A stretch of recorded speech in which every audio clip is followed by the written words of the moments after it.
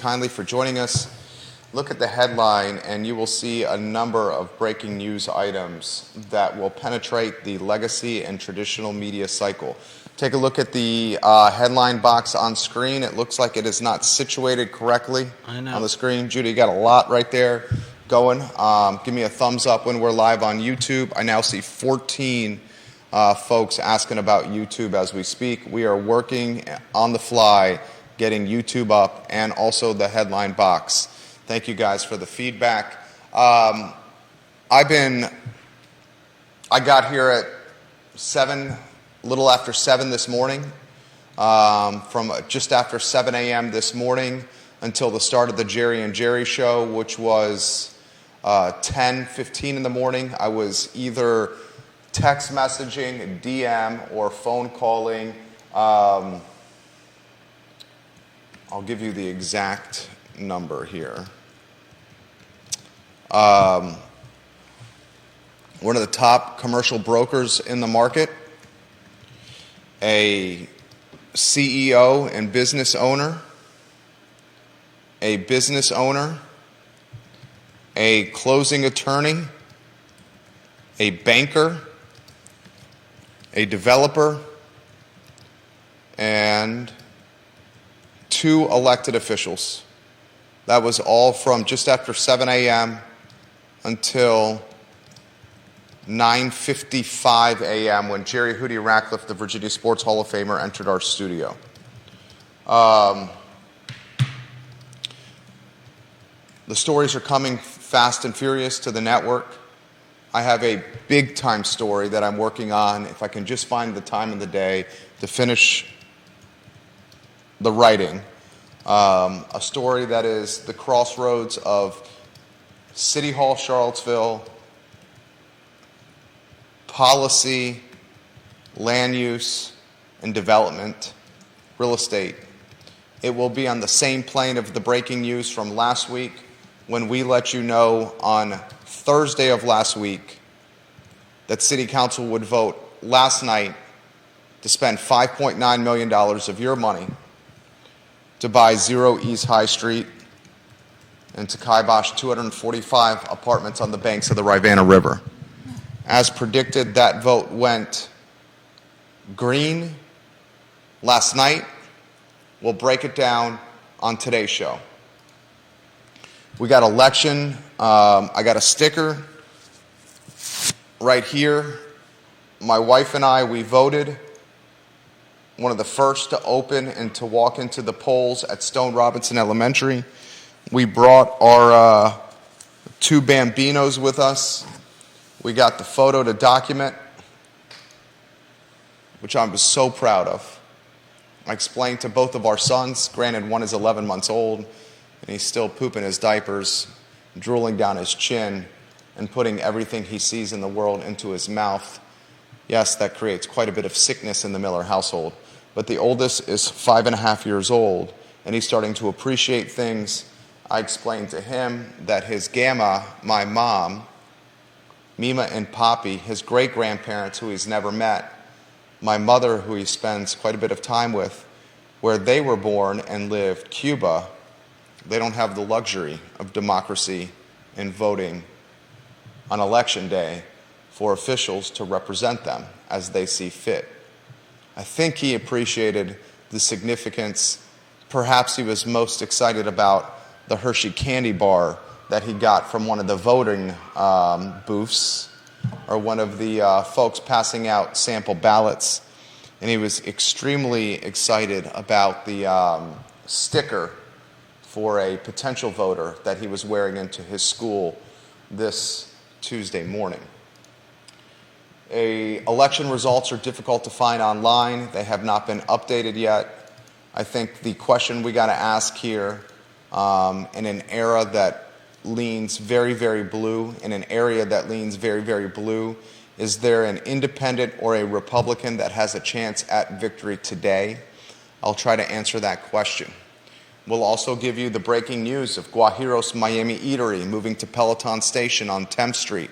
We will give you the breaking news of Flow Automotive purchasing Jim Price Hyundai. Flow is a powerhouse of significant automotive proportions. I'll put that into perspective on today's show. We're going to cover Tony Elliott's football team briefly today. This is a damning statement of Tony Elliott's football team. Coach Elliott has yet to win an ACC home football contest. I'll say that one more time.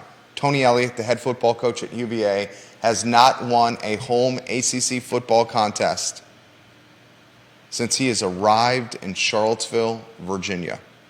Judah, if you can give us an update, please, for those that are asking on YouTube.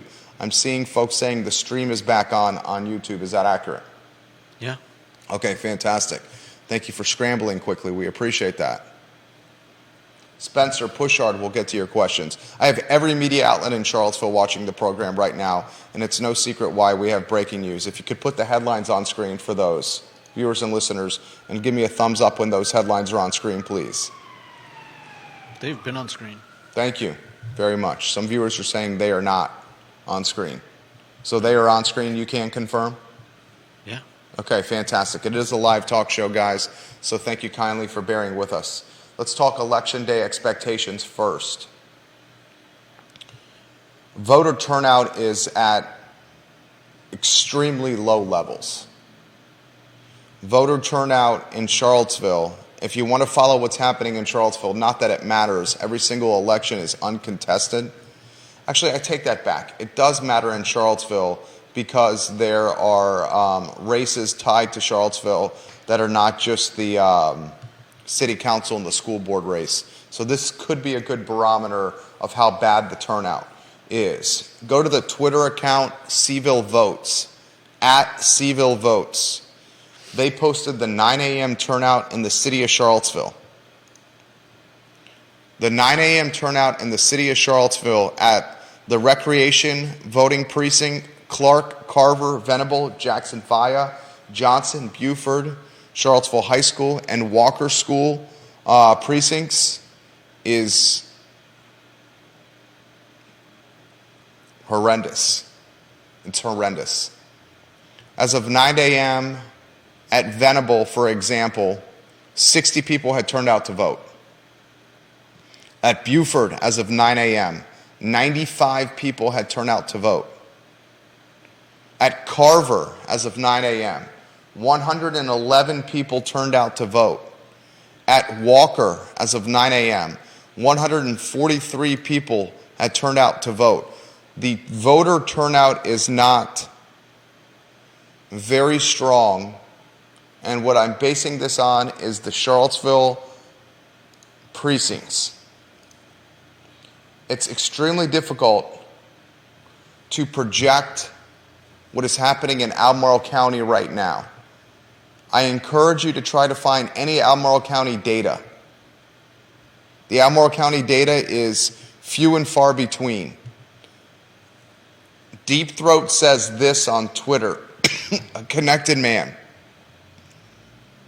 He said, as of a week ago, the city had roughly 900 ballots cast early. Maybe, he says, everyone's doing absentee voting. In the last off year in Charlottesville City, 11,000 ballots were cast. The turnout is meager. We expected a meager turnout, but perhaps not to these levels. It's disappointing, but it could be advantageous for upsets in a blue county and a blue region.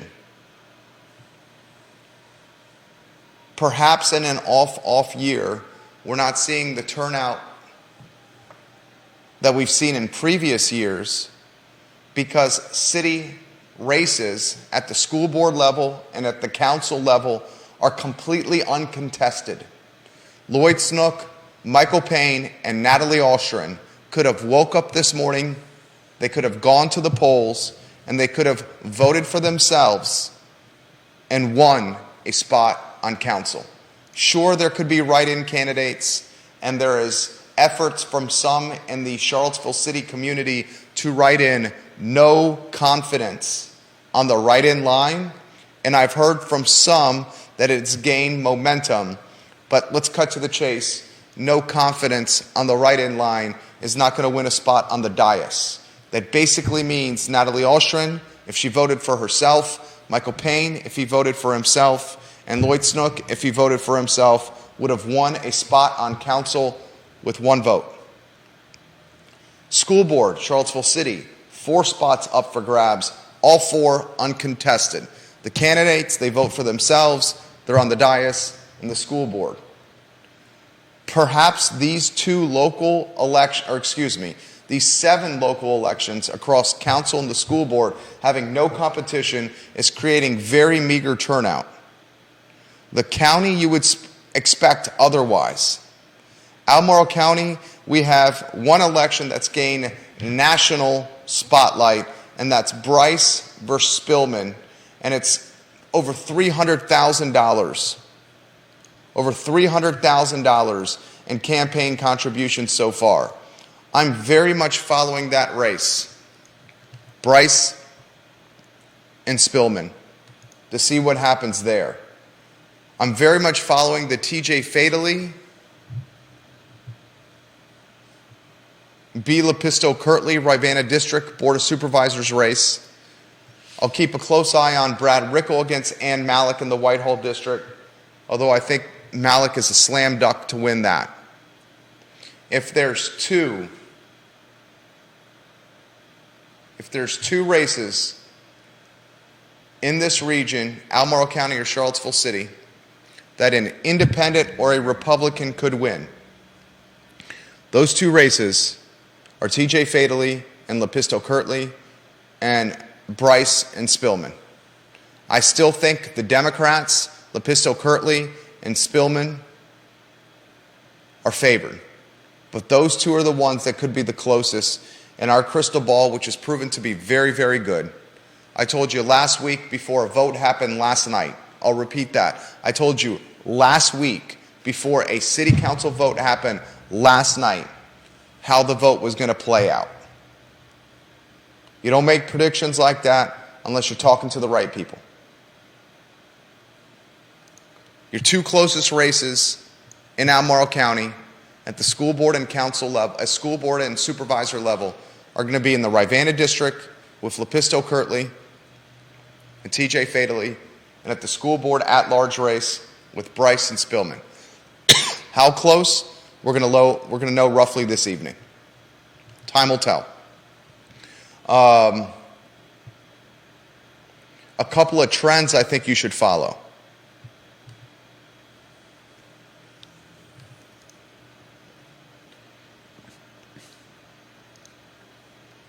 If you have a Democratic sweep in Albemarle County at the school board level, I alluded to this yesterday. I'll say it again. If you have a Democratic sweep in Albemarle County at the school board level, I'm hearing from a number of parents that watch this program.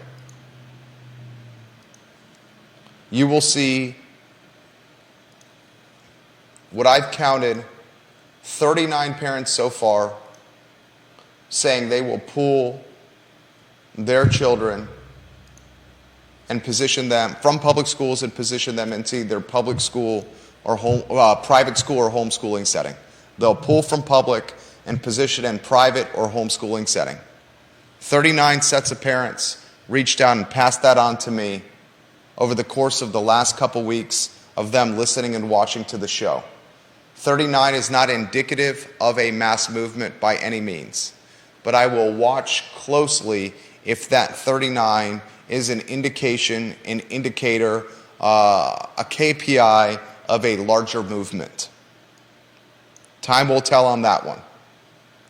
Why that's something to watch is because this Albemarle County School Board race has more attention than any other Albemarle County School Board race in the history of Albemarle. And I say that with confidence and conviction. I base that statement on fundraising dollars. I base that statement on media attention. I base that statement on national media attention. I base that statement on rancor and divisiveness and animosity between candidates. Berlin and McDermott do not like each other in the Whitehall. Bryce and Spillman do not like each other at the at-large. And those 4 candidates, Berlin and Spillman, are absolute polar opposites of Bryce and McDermott. And you can say that with confidence and conviction. I'll follow closely to see if this creates a larger movement when it comes to parental decision-making and schooling for their kids. That's something we all should follow.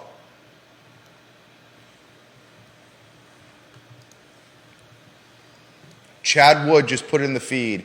He and his wife would also pool their kids if it's a sweep from public. So that is 40 sets of parents that have now made that comment to us and the I Love CVille Network. 40 sets of parents. All right, let's get to some breaking news.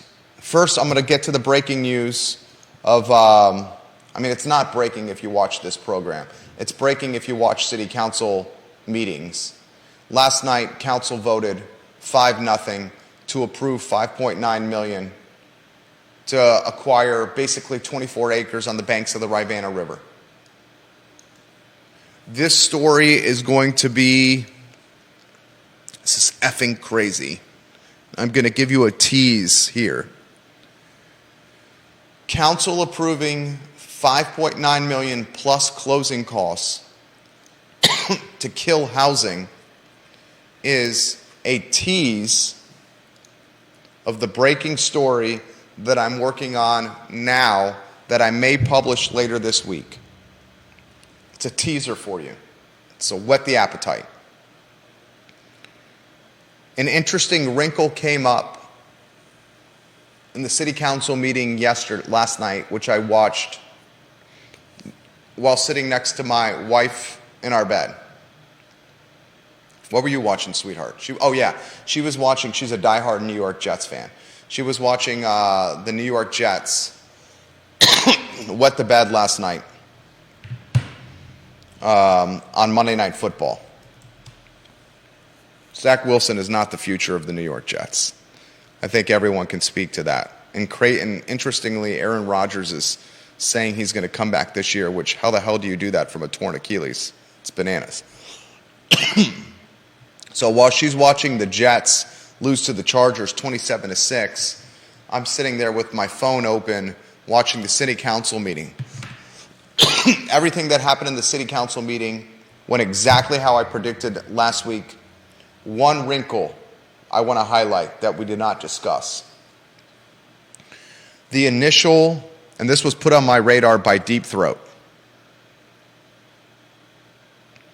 Wow. Mike in Keswick just sent me this text message. Mike, I'm not going to use your last name because I respect you too much.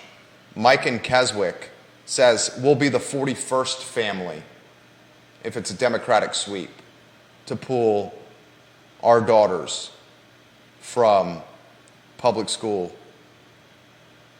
So that's 41 families, Judah, that have said they will pull from public school and position into homeschooling or private school if it's a Democratic sweep. I'm not saying 41 families is indicative of a larger movement, but 41 families starts going from a small sample size to a sample size to consider. 41 sets of parents. In last night's meeting, council said this was an interesting wrinkle. Deep Throat put this on my radar.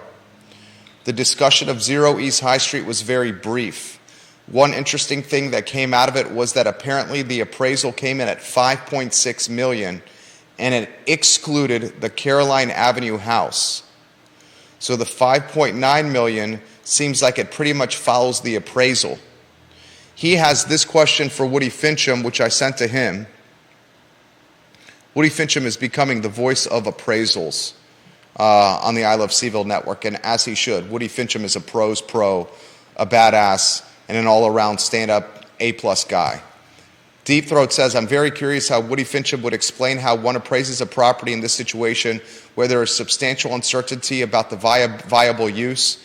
If you can build multifamily on it, is it worth X? But if you can't, is it worth 0.1X? How does that appraiser deal with that question?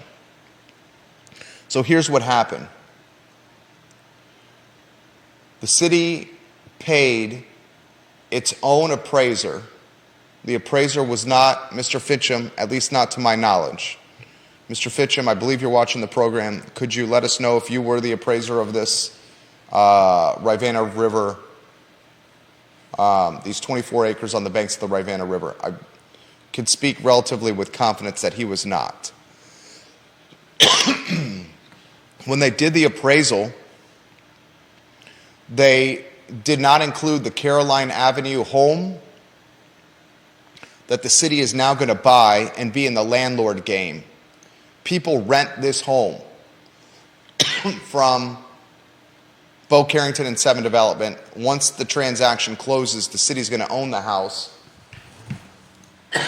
which means the city's going to own a house and have tenants. It's also going to own the Rivanna River Company, not the business, but where the business is operated. So it'll have a commercial tenant as well, that Rivanna River Company, the folks that do a fantastic job with rafting and live music along the Rivanna River. So they put a dollar amount of $300,000 for this Caroline Avenue house.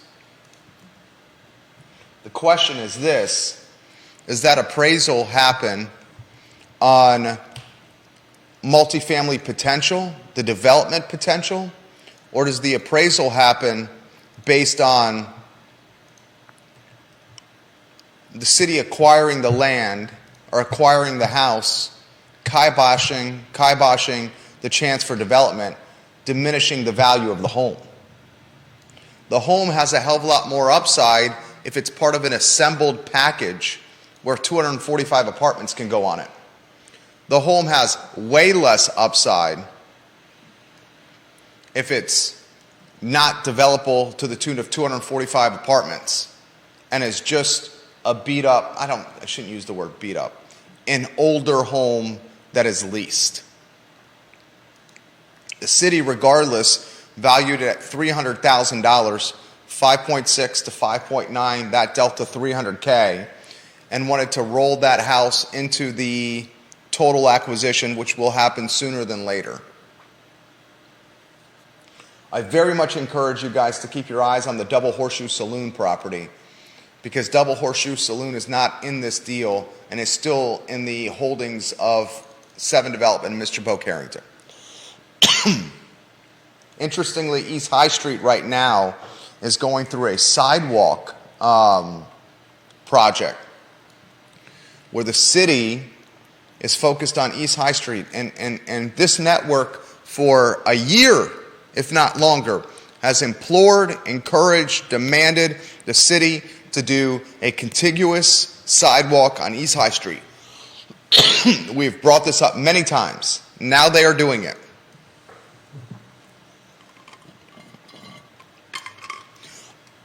So at the same time, a project is happening, and Judah, you're going to have to jump in here with some commentary because I'm coughing up a storm here. So prepare something and have something ready to go. You should have a lot to talk about. So at the same time, the city is buying roughly 24 acres from Wendell Wood, assigning a fee to Bo Carrington for his troubles, and allocating $5.9 million plus closing costs of taxpayer dollars to acquire 24 acres to make a park during a housing crisis. The city is also doing a contiguous sidewalk on East High Street. Are they related? Maybe yes, maybe no yes. If I'm the city and I'm trying to build a park on East High Street, I damn sure want a sidewalk to be able to go down the road. Regardless, all of East High Street, environmentalists, proponents of the river, they win. Two-shot Judah Wickower.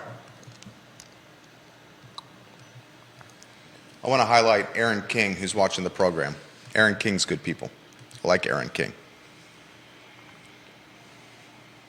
give my voice a rest because I got a lot more I got to cover on this program. Take over here for about 30 seconds. I'm going to go grab a bottle of water. All right. Give your fans something to chew on. Okay.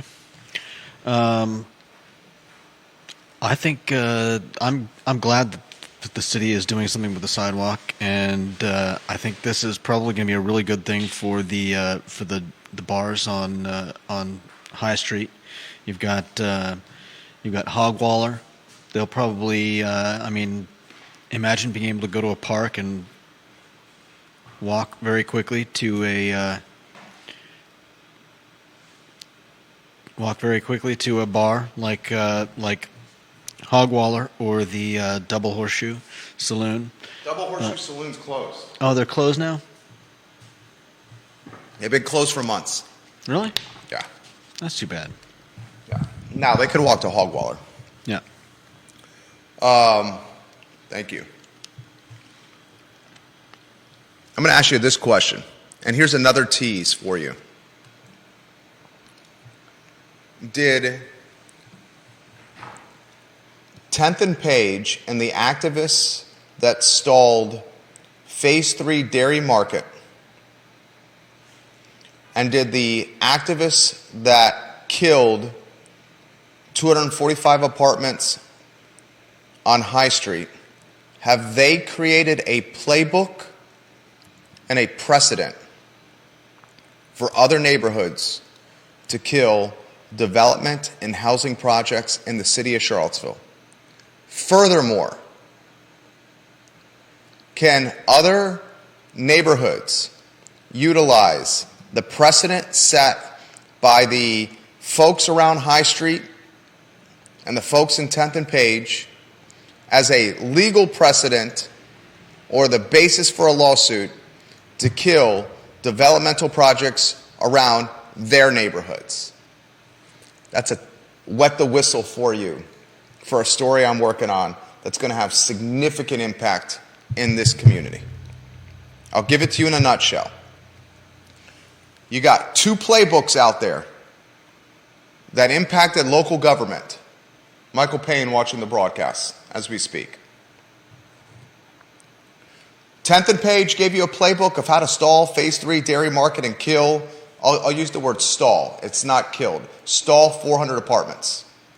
The High Street neighborhood and environmentalists and Ravenna River fans gave you a playbook of how to kill 245 apartments. Can those two playbooks be scaled by other neighborhoods? Furthermore, are these two stalled and killed projects a precedent for other neighborhoods for lawsuits, legal foundation, involving attorneys? That's a whistle wetter for you for what we're going to do on the I Love CVille Network. All right, next topic, Guajiros Miami Eatery moving to the Peloton station location. First, let's talk about it from a Guajiro standpoint. This is a great move for Guajiros Miami Eatery. ILoveCVille.com right now if you want the story. In fact, I'm going to share the ILoveCVille.com story about Guajiros moving to the Peloton station location right now on my personal Facebook page, in the comment section of this show, in the comment section of LinkedIn where this show is broadcasting, on Twitter where this show is broadcasting. Share it right now. On the I Love CVille group, my personal Facebook page reaches 6,200 people. On the I Love CVille group that reaches over 4,000 people. On the I Love CVille Facebook page that reaches over 7,000 people. On the I Love CVille food page that reaches over 8,000 people. On Spotify, iTunes, Apple Podcasts, YouTube, and on 14 other 14 other Twitter pages. Guajiros, this is their third location since they were birthed in 2019. They were birthed by the Mayorga brothers. In fact, Danilo came on our show. Do you have a photo of me with Danilo on the I Love CVille show in 2019? If you could put that photo on screen, that would be amazing. Give me a thumbs up when that photo's on there. That would be huge. They initially started in the Woodbrook Shopping Center. They were in the same shopping center as Al Carbone. They stayed in the Woodbrook Shopping Center to prove their concept. That's where I first fell in love with Guajiros. I fell in love with their coffee, their Cuban sandwich, their fried plantains, their fried cheese. I fell in love with their fruit-flavored water. I fell in love with the family, with the cuisine, and with the atmosphere. From the Woodbrook Shopping Center, after proving their concept, they said, we want a new place, a better place.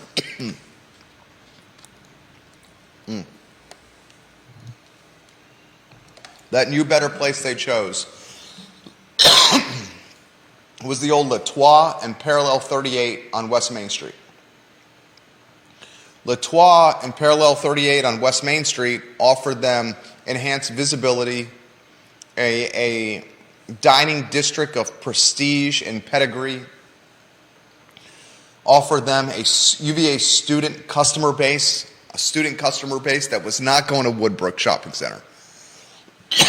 In fact, a lot of people are not going north of town unless they're living north of town because the traffic is potentially nightmarish. And there are many other dining options in other locations. The Latois Parallel 38 location on West Main Street offered them the heartbeat of Charlottesville, the center of Charlottesville. You have UVA students. You have the staff that works at UVA. You have the professionals that work at UVA. You're close to downtown. You're in Midtown. You're close to the corner. You're in the heartbeat of the city. The fatal flaws of the Latois Parallel location on West Main Street, the number one fatal flaw, everyone's going to agree with this, is parking. Whether people want to admit it or not, and some people choose to ignore this, some people choose not to acknowledge it. You got me and Danilo Mayorga on screen. Look at the photo on screen.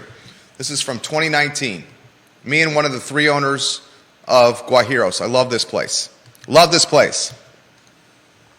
Whether folks want to admit this or not, parking's a pain in the ass in Charlottesville. West Main Street, it's tough. It's the only fatal flaw you potentially see with this location. The Peloton Station location offers on-site parking, 2 parking lots. I've been to Peloton Station 100+ times. I miss Peloton Station. My buddy Curtis Shaver used to own Peloton Station. I'm going to his wedding this weekend. He's marrying a fantastic woman. I can't wait to see their happiness and this couple blossom. They're tailor-made for each other. I was sad to see Peloton Station close. I love the sports bar theme of Peloton Station. I love the family friendliness of Peloton Station. I love the live music of Peloton Station. I love the TVs of Peloton Station. I thought the bicycle niche was genius. Peloton Station had some bad luck, just like many restaurants. It's called COVID. It's called a pandemic. That's bad luck.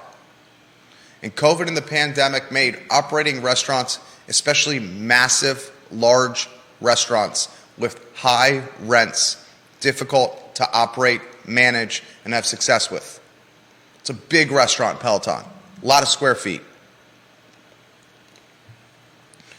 I would bet, and I'm going to just throw this out there, I would bet that Guajiros got a lower monthly rent than what Peloton was paying. And why I'm making that bet is because Peloton Station sat vacant for, was it a year? When did it close? Curtis, when did Peloton close? Can you text me that answer or put it on the feed? It's been vacant for a while. Because it's been vacant for a while, Shannon Worrell, the owner of the 10th Street warehouses, the developer behind the 10th Street warehouses, she was probably willing to negotiate on price per square or be flexible with lease terms. There's Chief Kachis. Chief Kachis looking sharp right there. You see him right there, Judah, walking by? Mm-hmm. This is a talk show. You see him? Yeah, I see him.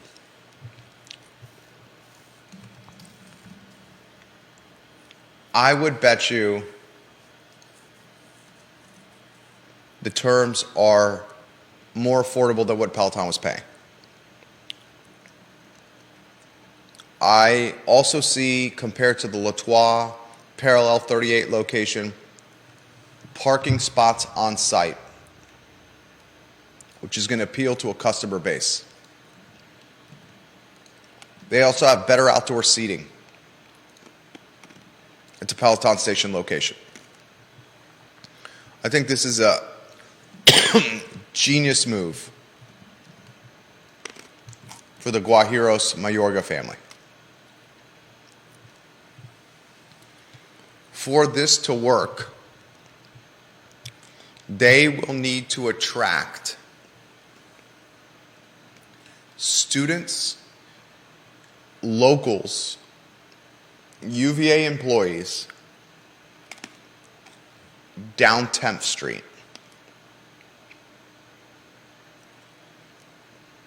There's aspects of 10th that still have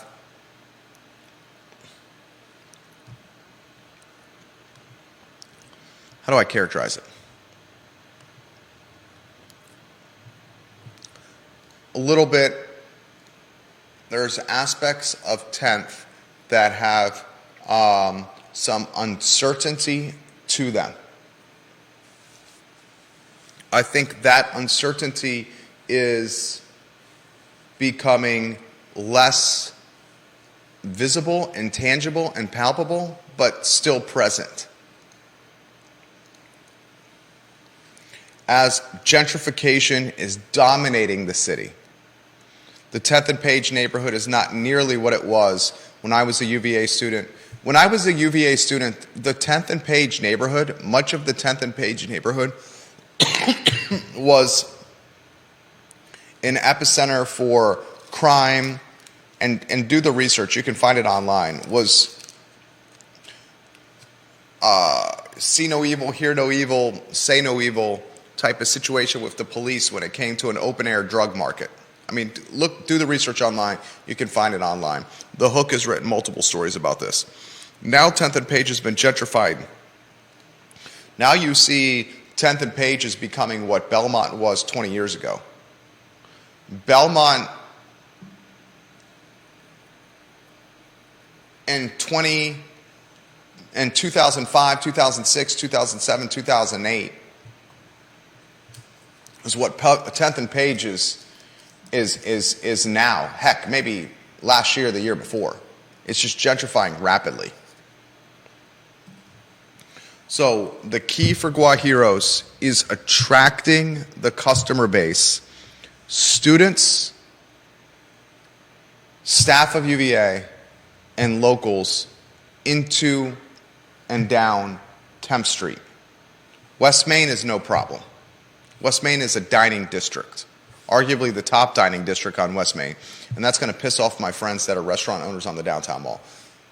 But it's fact. I mean, some of the top restaurants on West Main Street right now. Can you attract them down 10th Street is the question. It's a legitimate question. Still, that's fantastic for the Guajiros and Mayorga family.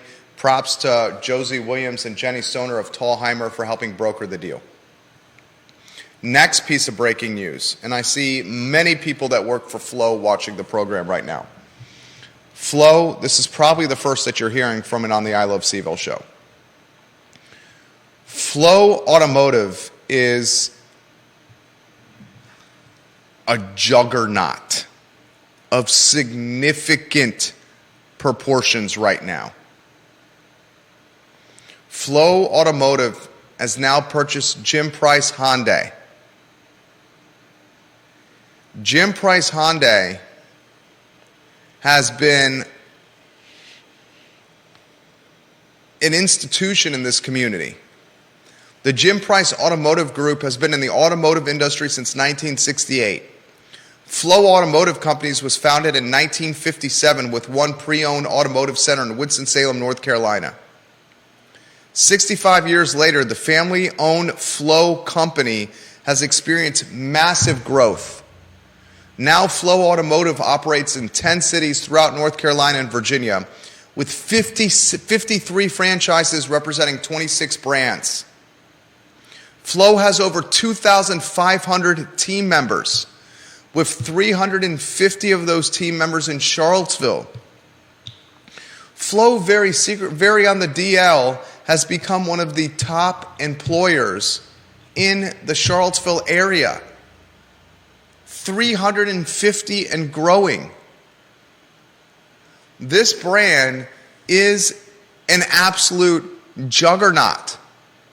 Flow Automotive. No. We're doing no. This guy got a random individual trying to come into here. Flow Automotive has purchased Price Kia in July of this year, Chrysler, Dodge, Jeep, Ram, Honda, Mercedes-Benz, Subaru, and Toyota, all acquired by Flow.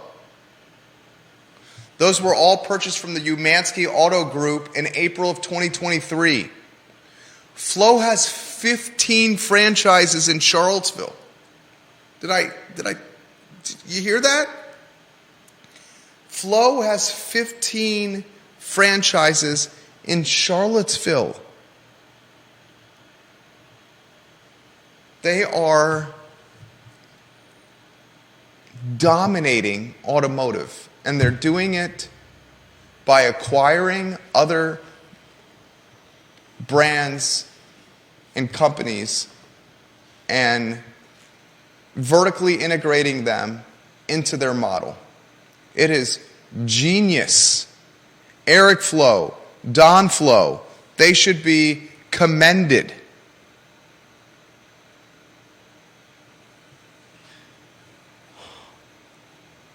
Sean Ayers, we'll throw him in the mix. Commended. 350 employees in counting for Flow. And I don't think they're done yet. So get ready and watch out. That's breaking news for you. Flow buying Jim Price Hyundai.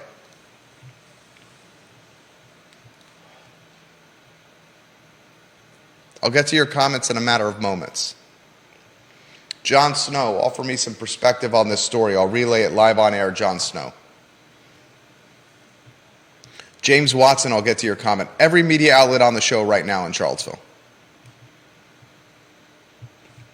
Bill McChesney, hello. He said he's going out to vote after the show.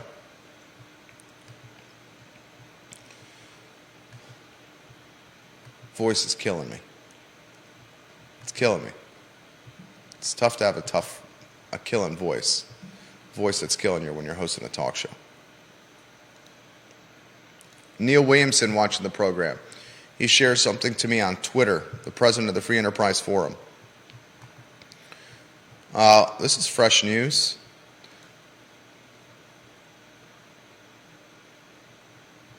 Let's see here.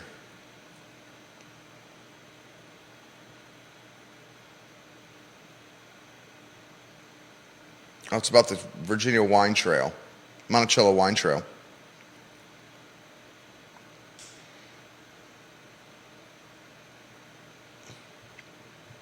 I'll take a look at this story that Neil shares with me here in a matter of moments. I'm doing this on the fly.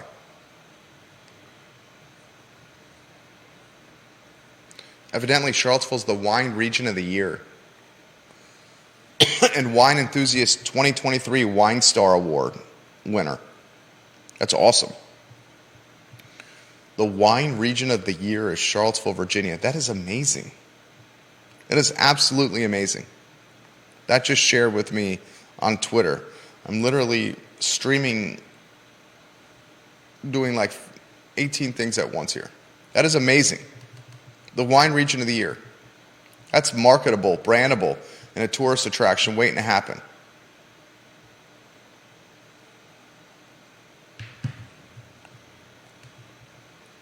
James Watson says this. Sounds like planners and community members have been interested in saving and purchasing the riverfront property for many, many years based on council's statement last night. Not sure it can be classified as being influenced by activists. The city as looking at, I'm not sure what this means. The city as looking at establishing I disagree, James. I think that a nonprofit came together and influenced. In fact, Lloyd Snook has talked about this at multiple media outlets. This is in multiple media stories that council's been influenced by a nonprofit that's been sending them countless emails and messages about purchasing the land, including a nonprofit that was formed since this project was announced last year. Literally, a nonprofit was created to help raise funds to purchase this land in a joint venture fashion. Respectfully disagree right there with Mr. Watson, although I appreciate his comment tremendously. I would undoubtedly chalk this up to housing activists on High Street and housing activists in the 10th and Page neighborhood utilizing the power of the populace to kibosh development during a housing crisis. If the neighborhoods around High Street or the homes and the people around High Street were completely silent when this 245 apartment project was announced last year, this project would be a reality because it can happen by right. It literally has by right opportunity. Council is spending, what is that? 2%, 2.5% of its yearly budget to get into the landlord business. It's putting more tax burden on homeowners and business owners and property owners in the city.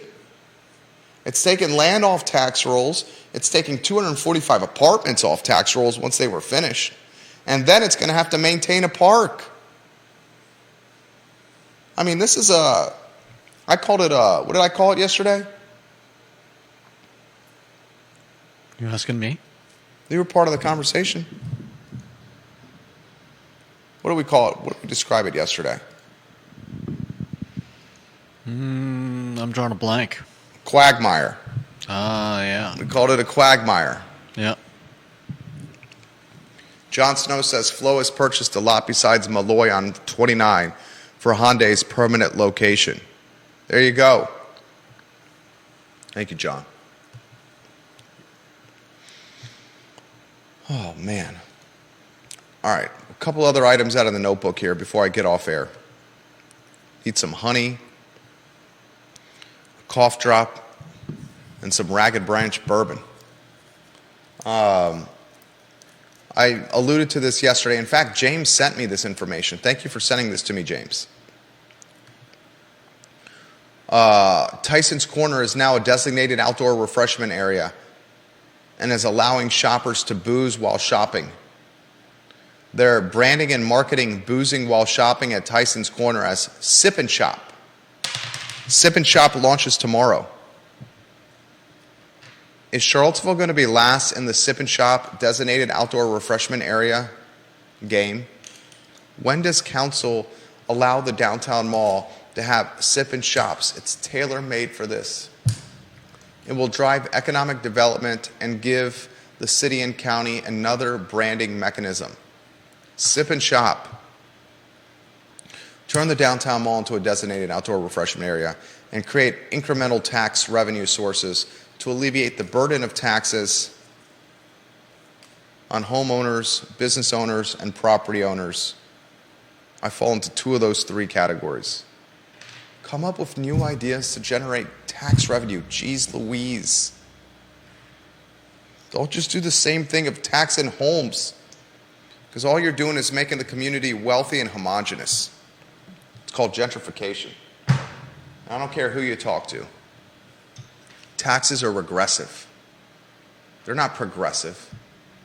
People try to position as taxes as being progressive. Oh, look at what we can do if we tax these folks. You tax the people out of the community you're trying to help. That's what happens. It's called gentrification. Last tip, or last topic. The head football coach at UVA, Tony Elliott, has not won an ACC home football game since arriving to Charlottesville. I want to put that in perspective. This man has not won in nearly 2 seasons an ACC home football game. People talk about the atmosphere and the attendance at Scott Stadium being sad.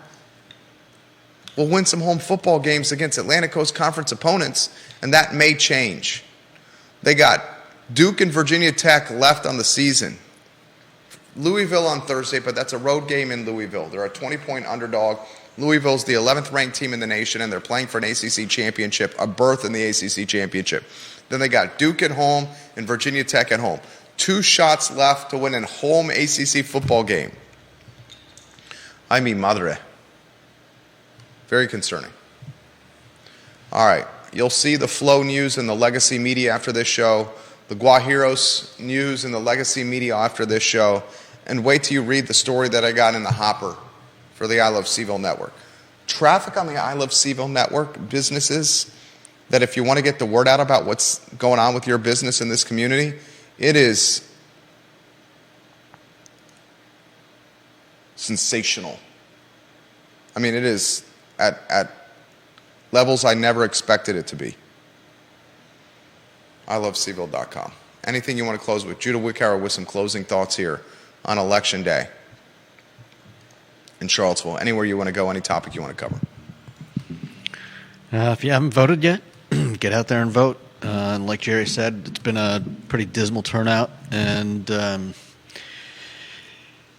if you're not going out and voting, then you can't really complain about who ends up in the spot that you want someone in. Get out there, let your voice be heard. There you go. Judah Wickower, Jerry Miller, the I Love CVille Show. Tomorrow, the response and the reaction to who was elected into office. It's going to be a scintillating broadcast tomorrow. Thank you kindly for joining us. So long, everybody.